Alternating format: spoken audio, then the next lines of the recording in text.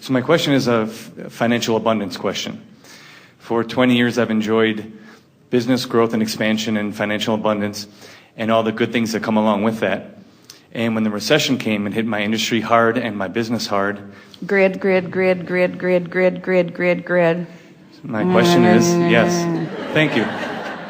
So my question is it my disallowing, or is it the economic realities of the recession that's blocking my financial abundance? Well, it doesn't matter if it's a reality or your perception of a reality. It's the vibration of your being that affects you, period.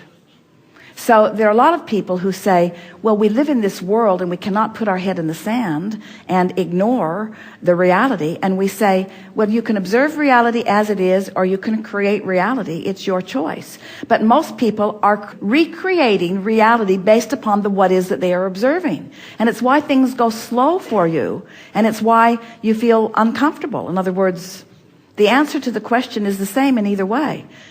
But many of you say, well, this recession or this state of affairs, this is big, this is valid, this is real. And we say, there are always people who thrive under the worst of conditions. Sure. And there are always people who suffer mightily under the best of conditions. This is a time when those who have and those who have not, the contrast between them is becoming more stark.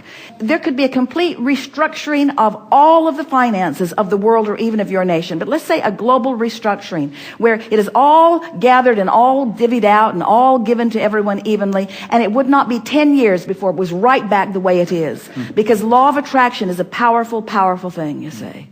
So you get to decide where you play in this. Our question to you is, when you talk about the recession or think about it, how do you feel? Does it make you feel empowered or disempowered? Disempowered. Does it make you feel in control or out of control? Is it an in the vortex or an out of the vortex conversation? Does it allow your grid to fill in with opportunities that we promise you are out there? Or do you join the masses who are depriving themselves of the opportunities and using what is as your excuse to not let the future be different?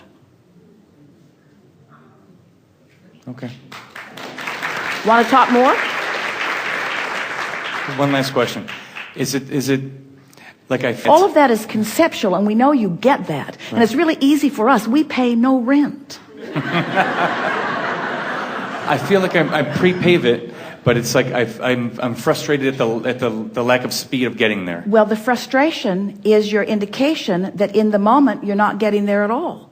In other words, frustration is a valid emotion. If you're frustrated over frustration, we don't blame you, because frustration means, here's a good visual for you. So your financial well-being is far mightier than it was before the recession.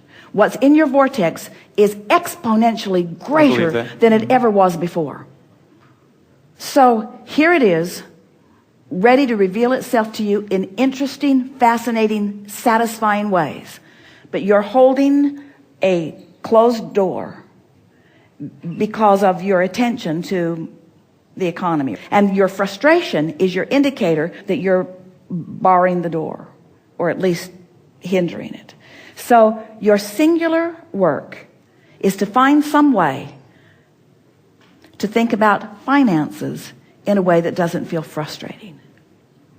If we were standing in your physical shoes, we would try to find a way of thinking of anything that doesn't feel frustrating, because chances are, if you go to the specific topic of financial freedom or financial well-being, you're going to activate what's already active and bar the door more. So you have to go to a general place that opens the door. Something that is working, something that feels wonderful, something that's easy to feel good about. Do this basic general grid work. You can even get off in the future. Everything's going to turn around. There have been lots of situations like that. Often after a big bust, there's a big boom.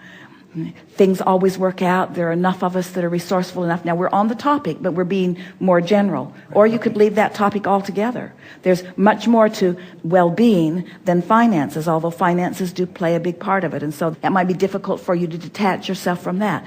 But just find some way to get general about something. It's a beautiful day. The sun came up this morning. You have no idea how important that was. And yet it's rarely something that you focus upon. And have you looked outside today in this magnificent city? Can you feel the beauty of this planet from this particular vantage point? So as you focus there, you just can't help but feel good as you focus there. Esther and family were up at the top of the Ferris wheel on the pier. Kate said, I can see the curvature of the earth. How can you not feel good in a moment like that? How can you not feel good? That's grid work. That's grid work. And every moment that you're doing that kind of grid work, in other words, not even on your to-do list to bring the sun up this morning, we don't imagine.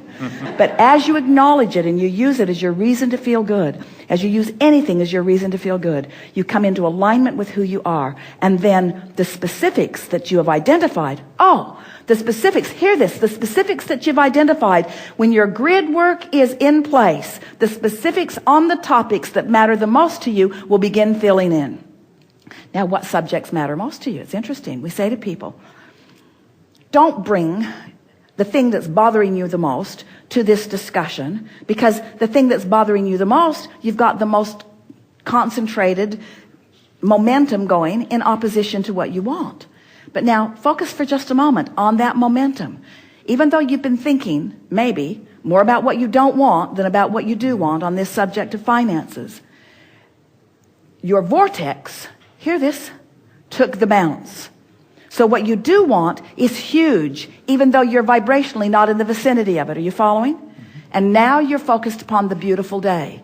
Now you're focused upon the well-being of this day.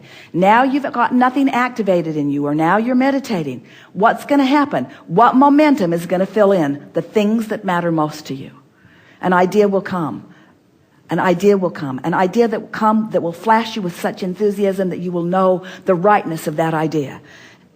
And now you've got something more specific to think about. Now don't try to take that idea all the way to fruition. Don't try to figure it out. Or if you do, just be aware of what happens to your emotions. If you might take a dip when you do it. The rule of thumb is be as specific as you can be while still feeling good. Aren't you eager to get your hands in this clay?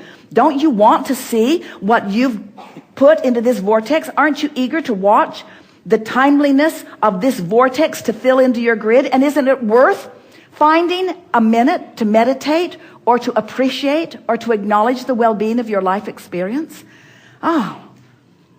This is the reason that we've been telling you. It's step 1, step 2, step 3. Step 1, you put it there. Step 2, it's there and Source is bringing it to you. The delivery system is already up and running. The cooperative components have already been established. Everything's ready for your receipt. All you got to do is chill. Find a reason to chill.